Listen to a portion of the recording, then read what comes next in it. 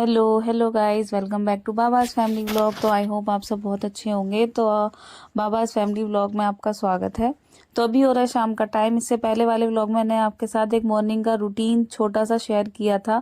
अभी मैं आपको आपके साथ शाम का रूटीन शेयर करने वाली हूँ। तो यहाँ पे मैं लगा रही हूँ पोछा शाम को।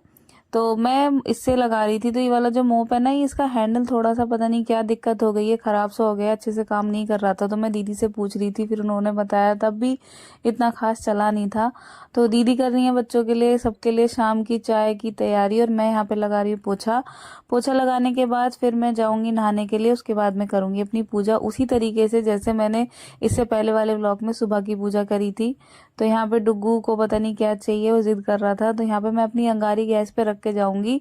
तब तक मैं नहा कर आऊंगी, मेरी अंगारी तैयार हो जाएगी। तो नहाने के बाद मैंने देखा कि मेरी अंगारी बिल्कुल रेडी हो चुकी है। तो फिर मैं चली गई पूजा करने के लिए।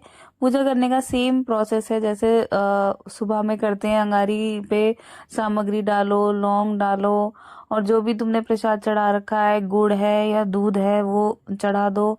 तो इसी तरीके से बस शाम की पूजा होती है।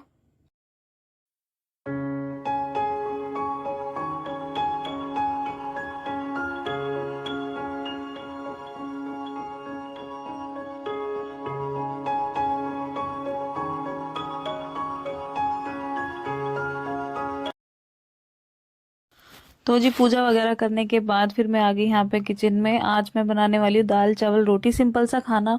हमारे यहाँ पे ज्यादातर रात को दाल ही बनती है, दाल चावल रोटी ही बनती है, क्योंकि हल्का खाना होता है, अच्छे से पेट भर जाता है। तो अब जैसा कि आपको पता है कि मोहन बाबा की सेवा में बिना लहसुन प्याज का खाना ही बनेगा, तो दाल से अच्छा ऑप्शन और कोई हो ही नहीं सकता। और इस टाइम पे ना शाम को मैं क्या करती हूँ, कोशिश कि वो चीज बनाने की कोशिश करती हूँ जल्दी बन जाए। तो जी दाल और चावल मैं चढ़ा दूंगी गैस पे। दाल हम आसान तरीके से ही बनाते हैं। दाल को अच्छे से वॉश कर लो और उसमें हल्दी और नमक डाल के गैस पे रख दो। ये मसूर की दाल है, तो इसमें बस एक ही विसिल लगानी पड़ेगी, ज्यादा की जरूरत नहीं है। और उधर चावल चावल हम कुकर वगैरह में नहीं बनाते। हम क्या करते हैं कि जैसे हमने 1 कटोरी चावल लिया, तो उसमें 2 कटोरी पानी चढ़ा दो, और जब तक तुम्हारा पानी बिल्कुल ये खत्म होगा तब तक तुम्हारे चावल रेडी हो चुके होते हैं। बस तुम्हें थोड़ा सा ध्यान रखना पड़ता है कि लग ना जाए। जब ये इसमें चावल तुमने गैस पे रखे, जब इसमें बॉईल आना शुरू हो जाए, तो इसको गैस बिल्कुल स्लो करके प्लेट से ढक के रख दो, और तुम्हारा 10-15 मिनट में ही चावल बन के रेडी हो जाते हैं। तो यहाँ पे दाल चावल रखने के बाद मैं काटने लगी यहाँ पे मेथी, क्योंकि मम्मी खाती हैं मेथी की ही रोटी खाती हैं। वो मैं हमेशा व्लॉग में बताती हूँ, मम्मी के लिए मेथी की ही रोटी बनती है। उनको फायदा भी करती है, बहुत ज्यादा बीमार रहती हैं तो ज्यादातर वो इसी तरीके का खाना पसंद करती हैं, जैसे ग्रीन वेजिटेबल्स हुए, या हल्का खाना ही खाना पसंद करती हैं। तो यहाँ पे मैं तब तक मम्मी के लिए मेथी भी काट लूँ, क्योंकि जब मैं आटा लगाऊंगी तो मैं सारा एक साथ ही लगा लूंगी। तो देखो मेरे चावलों में बॉयल आने लगा। अब मैं इसको गैस बिल्कुल स्लो करके ढक दूंगी। 10-15 मिनट में ही मेरे चावल बन के रेडी हो जाएंगे। तो यहाँ पे मेरी गैस कुकर पे भी आ जाएगी एक सीटी। तब तक मैं लगा लेती हूँ आटा। आटा मैं हमेशा बैठ के ही लगाती हूँ, क्योंकि मुझसे खड़े होके लगाया नहीं जाता, और ज्यादा आटा लगता है तो खड़े होके इतना अच्छा लगता भी नहीं है, इसलिए मैं बैठ के ही गूंथूंगी। तो हम सर्दियों में गुनगुने पानी से आटा गूंथते हैं, हम ठंडे पानी का यूज नहीं करते हैं। तो यहाँ पे मैं गुनगुने पानी से अपना आटा फटाफट लगा लूंगी, और उसके बाद मैं लगाऊंगी मम्मी के लिए आटा। मम्मी के लिए मेथी का आटा लगता है, तो उनके आटे में कुछ नहीं डलता, थोड़ा सा मैं हींग डाल लेती हूँ, थोड़ा सा नमक डाल लेती हूँ, थोड़ा सा भुना हुआ जीरा, क्योंकि अच्छा सा टेस्ट आ जाता है।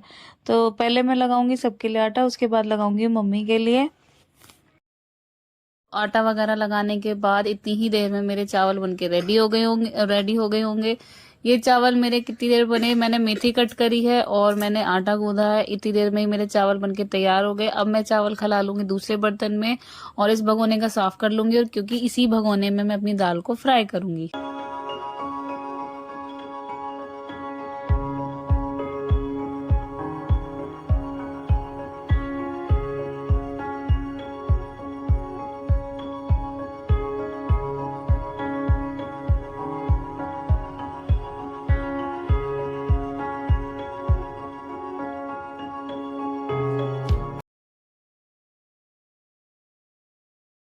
तो जी यहाँ पे मैंने गैस पे चढ़ा दिया अपना भगोना। उसमें मैंने डाला है थोड़ा सा सरसों का तेल। आप देसी घी भी यूज़ कर सकते हो, देसी घी से तो दाल का बहुत अच्छा टेस्ट आता है, लेकिन आज मैंने यहाँ पे सरसों का तेल ही यूज़ करा है। तो प्याज लहसुन वगैरह तो कुछ डलेगा नहीं, तो बस हींग जीरा और टमाटर डलेगा। तो इतनी देर मैंने टमाटर चॉप कर लिया है। टमाटर हमारे यहाँ चॉप करके या मिक्सी में ग्राइंड करके ही खाते हैं, क्योंकि वैसे अगर कट करके टमाटर डाल दो ना तो कोई खाना पसंद नहीं करता है। लेकिन मुझे इसमें चॉप करना अच्छा नहीं लगता, बहुत अजीब, मतलब अच्छा अजीब सा लगता है। ले और मिक्सी को अगर मैं मिक्सी में ग्राइंड करूँ तो मुझे ऐसा लगता है काम सा फैल रहा है, तो इसलिए इसी में चॉप करना पड़ता है। तो वैसे मैं कद्दूकस में भी घिस लेती हूँ अपना टमाटर, लेकिन मैंने इसमें ही चॉप करा था। तो जब मेरे हींग और जीरा मेरे भुन गए तो मैंने उसमें डाल दिया टमाटर। टमाटर में मैं डाल दूंगी थोड़ा सा नमक, जिससे कि टमाटर जल्दी गल जाए, और मैं डालूंगी अदरक। हाँ, अगर लहसुन प्याज तुम लोग यूज़ नहीं कर रहे हैं, जैसे हमने यूज़ नहीं करा, आप लोग भी नहीं कर रहे हो, तो ऐसे केस में जो अदरक होती है उसका अलग ही फ्लेवर निकल के आता है। ऐसे टाइम पे जो अदरक है ना बहुत अच्छा रोल प्ले करती है, बहुत बहुत अच्छी महक आती है, बहुत अच्छा टेस्ट आता है। तो जब मेरा यहाँ पे टमाटर थोड़ा सा भुन गया, उसके बाद मैंने इसमें थोड़े से मसाले ऐड करे। नॉर्मल से ही मसाले थे, जैसे धनिया पाउडर, देगी मिर्च, थोड़ा सा गरम मसाला और थोड़ी सी कस्तूरी मेथी और थोड़ी सी हींग। और बस मैं अपने मसाले को छोड़ दूंगी थोड़ी देर के लिए भुनने के लिए, तब तक ये अपना जो ऑयल है वो रिलीज नहीं कर देते, ऑयल साइड में निकल, मतलब साइड में नहीं आ जाता तब तक। तो जी यहाँ पे मेरा मसाला भुन रहा है। वैसे तो बहुत नॉर्मल सी रेसिपी है जो मैं आपके साथ शेयर कर रही हूँ, सबके घरों में दाल बनती है, सबको आती है, लेकिन जो मेरा तरीका है वो मैंने आपके साथ शेयर करा है, जो मैंने बनाया था वो मैंने आपके साथ शेयर करा है। तो आई होप आपको पसंद आएगा, और पसंद आए तो प्लीज़ वीडियो को लाइक ज़रूर करना और कमेंट करके ज़रूर बताना कि आप किस तरीके से अपनी दाल को फ्राई करते हो। तो बस यहाँ पे मेरा जब मसाला भुन गया मैंने उसमें दाल डाल दी। हाँ, अगर आपकी दाल थोड़ी सी आपको लगता है कि टाइट हो रही है तो आप किसी बर्तन में थोड़ा सा पानी गर्म कर लें, पानी गर्म करके ही डालें, नहीं तो फिर दाल का टेस्ट खराब हो जाता है। तो मैंने यहाँ पे थोड़ा सा पानी बॉईल कर लिया, क्योंकि मुझे दाल अपनी थोड़ी सी टाइट लग रही थी। उसके बाद मैं बनाऊंगी रोटी। तो जब मेरी रोटी बन जाएंगी पहले मैं लगाऊंगी भगवान को भोग, उसके बाद ही मैं खाना खाऊंगी। तो यहाँ पे ये मैं टाइगर की और पैनी की रोटी बना रही थी, मतलब सिम्बा की और पैनी की रोटी बना रही थी। तो बस यहाँ पे मैं लगा रही हूँ भोग।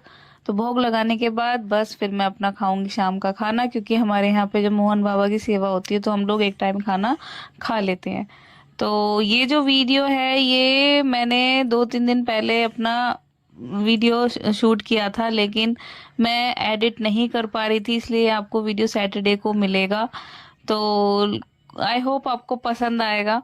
तो यहाँ पे फिर मैं आ गई अपनी किचन में, अपनी किचन को साफ करने के लिए। खाना पीना सबका हो गया था, उसके बाद हम रात को अपनी किचन अच्छे से साफ करके ही सोते हैं। तो पहले मैंने अपने गैस काउंटर साफ किया, उसके बाद मैं करूंगी बर्तन। हाँ, अपना जो बेलन होता है ना उसको हम बाकी बर्तनों से अलग ही साफ करते हैं, क्योंकि मम्मी बोलती है कि उसे गंदे बर्तनों में नहीं डालना चाहिए। तो यहाँ पे कर लूंगी अपने सारे बर्तन साफ। तो जी बर्तन वगैरह साफ होने के बाद फिर मैं लगाऊंगी अपना पूजा वाले रूम में अपना बेड, क्योंकि मैं डुग्गू और वंशिका सोएंगे पूजा वाले रूम में ही। पहले सिर्फ मैं ही सोने वाली थी क्योंकि मेरा फास्ट है, तो इसलिए, लेकिन डुग्गू मेरे बिना नहीं सोता, तो डुग्गू फिर मेरे पास आ गया और वंशिका को भी ले आया। तो वंशिका ने खुद ही कहा कि चलो मैं भी पूजा वाले में ही सो जाऊंगी, नहीं तो तुम दोनों कैसे सोओगे, डुग्गू अकेला कैसे सोएगा। तो जब अखंड जोत जलती है तो वहीं पे सोना पड़ता है, तो इसलिए मैं आ गई यहाँ पे। तो आई होप आपको आज की वीडियो पसंद आई होगी, तो पसंद आई है तो प्लीज़ लाइक करना, चैनल को सब्सक्राइब करना। मिलते हैं नेक्स्ट व्लॉग में, तब तक के लिए बाय।